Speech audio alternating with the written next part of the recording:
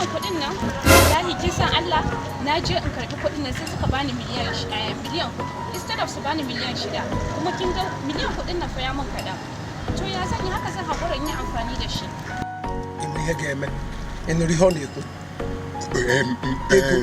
ego ọsọ nọ narị nnukwu ịnọkọ ya ndị ozugbo na-ege ntị na-ajụ ajụjụ isi na-akụ nke ndị si ebe a na-ajụ ya ịdọla akpa anyị awa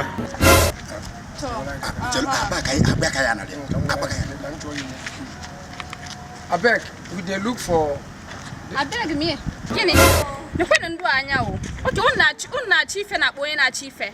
Will you say I did not teach you all these things? Ano mo ifu na-ekwu na ịchọ ka ibula akpa m. Jesus! Apostle will hear of this. ngwa wabra Mme gị ife mmemme gị na na-enekwa anya o ka m gudu unu wee ego na nwụbulu unu. Jesus is Lord.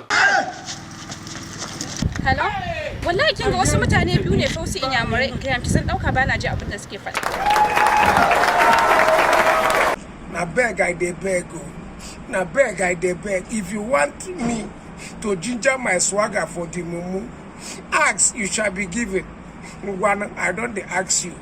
Just like, subscribe, share. Na beg o. I go buy you kilishi.